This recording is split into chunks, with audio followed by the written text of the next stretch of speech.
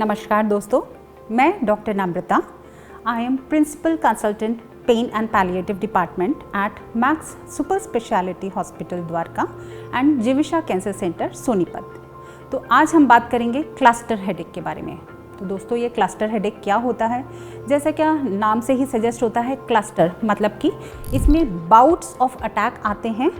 Headache मतलब कि सिर में दर्द होता है। इसमें सिर के आधे हिस्से में बहुत सीवियर दर्द होता है जो कि कुछ बाउट्स में आता है। और ये जो क्लस्टर्स में ये जो पेन आएगा, ये कुछ मिनट से लेकर कुछ घंटों तक परसिस्ट करता है और कुछ घंटों बाद पेशेंट बिल्कुल नॉर्मल भी हो जाता है। लेकिन जिस समय पे ये दर्द आता है उसकी इंटेंसिटी इतनी सीवियर होती है कि पेशेंट के लिए वो दर्द सहन करना बहुत मुश्किल हो जाता है।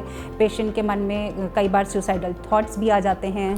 इसमें आधे सिर में दर्द के साथ साथ पेशेंट के आँख से पानी आना, आँख का लाल होना, आँख के पीछे से बहुत सीवियर पेन होना, नाक में से पानी आना, ये सब कुछ कॉमनली देखा गया है। ये सब इसके सिम्टम्स का पार्ट है।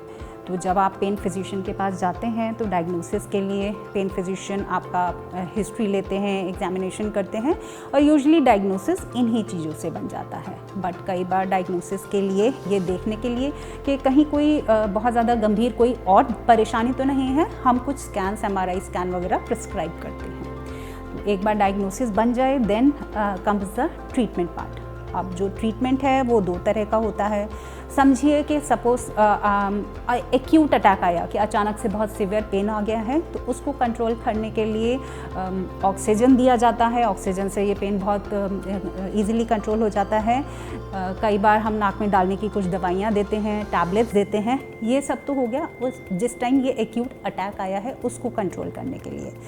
लेकिन then comes the other thing, the preventive part, कि मतलब किस तरह से इस दर्द को होने से बचाया जा सकता है या इसकी फ्रीक्वेंसी को कम किया जा सकता है कि ये बार बार ना हो, या फिर इसकी इंटेंसिटी के मतलब बहुत तेज़ जो दर्द आ रहा है उसको थोड़ा सा कम किया जा सके। उसके लिए भी कुछ मेडिकेशंस दी जाती हैं जिनको हम बोलते हैं प्रिवेंटिव ट्रीटमेंट। तो कुछ दवाइयाँ दी जाती हैं। लेकिन कई बार होता है कि ये प्रिवेंटिव मेडिकेशंस के बाद भी पेशेंट का ये जो अटैक्स का जो फ्रीक्वेंसी है बहुत ज़्यादा हो जाता है कि बहुत फ्रीक्वेंटली पेशेंट को दिन में पेन आ रहा होता है। 8 से 10 बार इतने सीवियर इंटेंसिटी का पेन आने लग जाता है और कंट्रोल करना दवाइयों से काफ़ी मुश्किल हो जाता है। तो उस चीज़ के लिए पेन फिजिशियंस आपको एक ब्लॉक प्रिस्क्राइब करते हैं जिसको बोला जाता है स्फीनोपैलेटाइन गैंग्लियन ब्लॉक। ये वाला जो प्रोसीजर है ये डे केयर में किया जाता है। इसमें आपको अस्पताल में एडमिशन की कोई ज़रूरत नहीं होती है।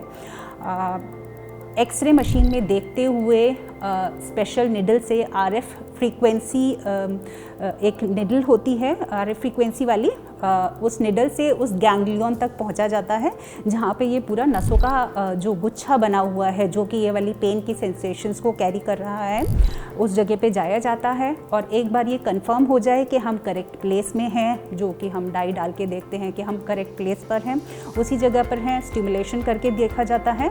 और जब हमारा निडल का पोजीशन प्रॉपर देख लिया जाता है तो रेडियो फ्रीक्वेंसी एब्लेशन की सहायता से हम उस गैंग्लियन को जला देते हैं। बेसिकली हार्म कुछ नहीं होता क्योंकि वो पेन का सेंसेशंस कैरी कर रहे होते हैं, तो पेन का सेंसेशन कैरी करना बंद हो जाता है।